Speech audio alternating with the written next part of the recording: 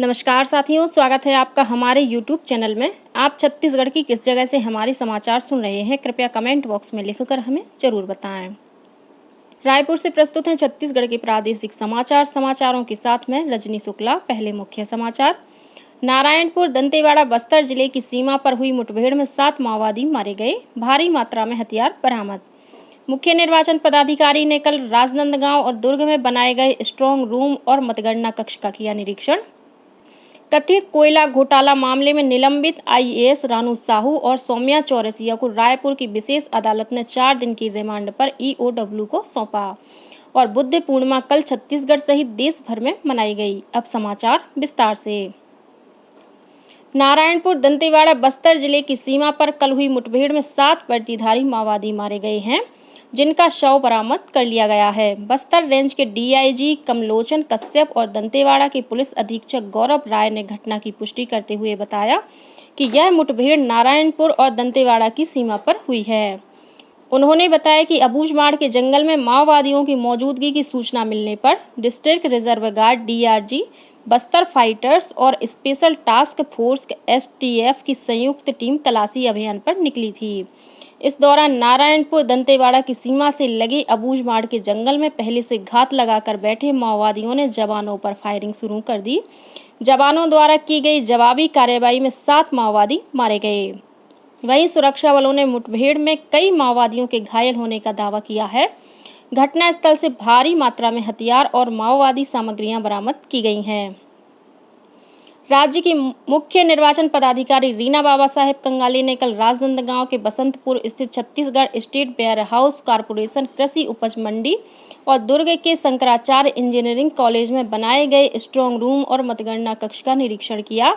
इस दौरान उन्होंने राजनीतिक दलों के प्रतिनिधियों की उपस्थिति में मतगणना की तैयारी और व्यवस्था की समीक्षा की। उन्होंने अधिकारियों को राजनांदगांव और दुर्ग संसदीय क्षेत्रों के सभी मतदान केंद्रों के चुनाव परिणाम समेकित करने के संबंध में जरूरी दिशा निर्देश दिए। इस मौके पर मुख्य निर्वाचन पदाधिकारी ने विधानसभावार मतगणना कक्ष, राजनीतिक दलों के प्रतिनिधि और एजेंट की बैठक व्यवस्था, प्रवेश पास, सीसीटीवी कैमरा मॉनिटरिंग, सुरक्षा व्यवस्था, उद्घोषक कक्ष और मीडिया सेंटर का भी जायजा लिया। उन्होंने कहा कि मतगणना हॉल में mobile phone, iPad, laptop, smart watch, camera और अन्य इलेक्ट्रॉनिक उपकरण प्रतिबंधित रहेगा। मीडिया कर्मी को मीडिया सेंटर तक मोबाइल ले जाने की छूट रहेगी। उन्होंने पासधारी अभ्यर्थी, निर्वाचन और मतगणना अभिकर्ताओं के लिए आवश्यक व्यवस्था सुनिश्चित करने को भी कहा। श्रीमती कंगाले ने पोस्टल बैलेट और ईटीबीपीएस के मतों की गणना के संबंध में जरूरी दिशा निर्देश भी दिए। इस बीच मुख्य निर्वाचन पदाधिकारी ने दुर्ग सर्किट हाउस में चुनाव के दौरान मृत कर्मचारी के परिजन को 15 लाख रुपए का चेक प्रदान किया। कथित कोयला घोटाला मामले में निलंबित आईएएस रानू साहू और सौम्या चौरसिया को कल रायपुर की विशेष अदालत ने 4 दिन की रिमांड पर ईओडब्ल्यू को सौंप दिया है। इन दोनों को प्रोडक्शन वारंट पर रिमांड में लेने के लिए न्यायाधीश अतुल श्रीवास्तव की कोर्ट में पेश किया गया था। इससे पहले ईओडब्ल्यू ने रायपुर की केंद्रीय जेल में रानू साहू और सौम्या चौरसिया से पूछताछ की थी। इनके अलावा ईओडब्ल्यू कोयला घोटाला मामले जेल में बंद निलंबित आईएएस समीर बिश्नोई, कारोबारी शिव शंकर नाग और सूर्यकांत त्रिपाठी से भी पूछताछ कर चुकी है। मुख्यमंत्री विष्णुदेव साय ने हिंसा प्रभावित किर्गिस्तान में फंसे छत्तीसगढ़ के छात्रों से फोन पर बात कर उन्हें हर संभव मदद का भरोसा दिलाया है। उन्होंने छात्रों को खुद का ख्याल रखने और जरूरत पड़ने पर राज्य सरकार से संपर्क करने को कहा है। श्री साय ने कहा कि इस विषम परिस्थिति में राज्य और केंद्र सरकार उनके साथ खड़ी है। मुख्यमंत्री ने बिलासपुर जिले के मस्तूरी निवासी छात्र विजय और जांजगीर चांपा जिले की शिवानी से बात की और कहा कि केंद्र सरकार किर्गिस्तान सरकार के साथ संपर्क में है। गौरतलब है कि किर्गिस्तान की राजधानी बिश्केक में स्थानीय लोगों और दूसरे देशों से पढ़ाई करने पहुंचे छात्रों के बीच लड़ाई के बाद लगातार तनावपूर्ण स्थिति बनी हुई है। किर्गिस्तान में छत्तीसगढ़ के लगभग 70 विद्यार्थी सहित पूरे देश के लगभग 15,000 विद्यार्थी मेडिकल और अन्य विषयों की पढ़ाई कर रहे हैं। मुख्यमंत्री विष्णुदेव साय ने धर्म आधारित आरक्षण पर कलकत्ता उच्च न्यायालय के निर्णय का स्वागत किया है। कल रायपुर में पत्रकारों से चर्चा करते हुए श्री साय ने कहा कि हाई कोर्ट का निर्णय धर्म आधारित वोट बैंक की राजनीति करने वालों के लिए एक सबक है। उन्होंने कहा कि कांग्रेस और इंडिया गठबंधन लगातार संविधान की हत्या की साजिश कर रही है। धर्म आधारित आरक्षण का भारतीय संविधान में कोई स्थान नहीं है। गौरतलब है कि बुधवार को कलकत्ता उच्च न्यायालय ने वर्ष 2010 के बाद पश्चिम बंगाल में जारी किए गए धर्म आधारित सभी ओबीसी प्रमाण पत्रों को रद्द करने का आदेश दिया है। जसपुर पुलिस ने स्वास्थ्य विभाग के सहयोग से नशे के खिलाफ अभियान शुरू किया है। इस संबंध में बीते दिनों पुलिस अधीक्षक कार्यालय में बैठक हुई। बैठक में पुलिस अधीक्षक शशि मोहन सिंह और मुख्य चिकित्सा तथा स्वास्थ्य अधिकारी वी.के. इंदवार ने नशे के दुष्परिणामों के बारे में विस्तार से जानकारी दी। इस दौरान कोटपा एक्ट के तहत कार्रवाई के लिए पुलिस और स्वास्थ्य विभाग द्वारा एक विशेष टीम का गठन किया गया। यह टीम लोगों को नशे के दुष्प्रभाव के बारे में जानकारी देने के साथ ही पुलिस अधीक्षक द्वारा अभिनीत और निर्मित शॉर्ट फिल्म दिखाएगी। इस मौके पर पुलिस अधीक्षक ने बताया कि पूरे जिले में नशे के खिलाफ जन जागरूकता अभियान चलाकर लोगों को समझाइश दी जा रही है। वहीं सीएमएचओ ने बताया कि तंबाकू उत्पाद से जो बीमारियां होती हैं उसका जिला अस्पताल में निःशुल्क उपचार उपलब्ध है। इसके लिए अलग से डॉक्टरों की टीम बनाई गई है। यह टीम काउंसलिंग का भी कार्य करती है।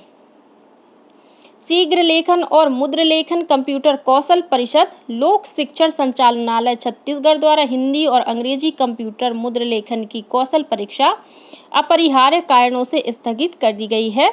यह परीक्षा रायपुर, दुर्ग, बिलासपुर और बस्तर संभाग में 26 मई, 2 जून, 9 जून और 16 जून को आयोजित होने वाली थी। परीक्षाओं के पुनः आयोजन के संबंध में नई तिथि निर्धारित कर परीक्षार्थियों को मीडिया और परिषद की वेबसाइट के माध्यम से जानकारी दी जाएगी। राजनांदगांव जिले में पुलिस द्वारा ग्रामीणों को अपराध से बचाने के लिए जागरूकता अभियान चलाया जा रहा है। इस दौरान पुलिस द्वारा गांव में बैठक लेकर सरपंच, सचिव और कोटवारों को चोरी, ठगी और साइबर अपराधों से कैसे बचा जाए, इसके लिए उन्हें जागरूक किया जा रहा है। साथ ही उन्हें किसी भी तरह के अपराध को लेकर पुलिस का सहयोग करने की अपील की जा रही है। इसके अलावा गांव में घूमने वाले और फेरी लगाने वाले लोगों का नाम, पता कोटवारी पंजी में दर्ज करने तथा थाने में सूचना देने को कहा गया है। बिलासपुर के पुलिस अधीक्षक रजनेश सिंह द्वारा हेलमेट बैंक अभियान चलाया जा रहा है। इसी कड़ी में कल शैक्षणिक संस्थान स्मार्ट वैल्यू के विद्यार्थियों ने रैली निकालकर लोगों को हेलमेट के प्रति जागरूक किया। इस मौके पर सब इंस्पेक्टर उमाशंकर पांडेय ने विद्यार्थियों को संबोधित करते हुए कहा कि यदि युवा दोपहिया वाहन चलाते समय हेलमेट का उपयोग करें तो मृत्यु दर में 70% की कमी हो सकती है। भगवान बुद्ध की जयंती बुद्ध पूर्णिमा कल छत्तीसगढ़ सहित देश भर में मनाई गई। इस अवसर पर राष्ट्रपति द्रौपदी मुर्मू, उपराष्ट्रपति जगदीप धनखड़ और प्रधानमंत्री नरेंद्र मोदी ने देशवासियों को शुभकामनाएं दी। राष्ट्रपति मुर्मू ने कहा कि भगवान बुद्ध ने सत्य, अहिंसा, सद्भाव और मानवता तथा सभी प्राणियों के प्रति प्रेम का संदेश दिया है। वहीं छत्तीसगढ़ के राज्यपाल विश्वभूषण हरिचंदन और मुख्यमंत्री विष्णुदेव साय ने भी प्रदेशवासियों को बुद्ध पूर्णिमा की बधाई और शुभकामनाएं दी। और अब पेश है मौसम का हाल। मौसम विभाग ने आगामी 24 घंटों के दौरान प्रदेश के 1-2 स्थानों पर गरज चमक के साथ अंधड़ चलने और आकाशीय बिजली गिरने की चेतावनी दी है।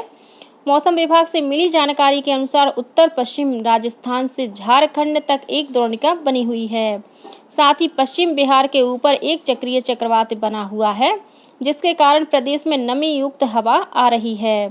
इसके असर से उत्तर और दक्षिण छत्तीसगढ़ के 1-2 स्थानों पर हल्की वर्षा होने अथवा गरज चमक के साथ छींटे पड़ने की संभावना है। हालांकि प्रदेश के तापमान में कोई विशेष परिवर्तन नहीं होगा। और अब कुछ अन्य खबरें संक्षेप में। कबीरधाम जिले के ग्राम भैंसबोड़ में एक ही परिवार के 2 बच्चों की तालाब में डूबने से मौत हो गई। उप मुख्यमंत्री विजय शर्मा ने मृतक बच्चों के परिजनों से मुलाकात कर उन्हें ढांढस बंधाया और 50,000 रुपए की आर्थिक सहायता देने की घोषणा की। और शक्ति जिले में ऑनलाइन जॉब के नाम पर एक छात्र से करीब 4 लाख रुपए की धोखाधड़ी करने का मामला सामने आया है। डभरा पुलिस ने अज्ञात आरोपी के खिलाफ मामला दर्ज कर जांच शुरू कर दी है। इसी के साथ छत्तीसगढ़ के समाचारों का ये बुलेटिन समाप्त हुआ। नमस्कार।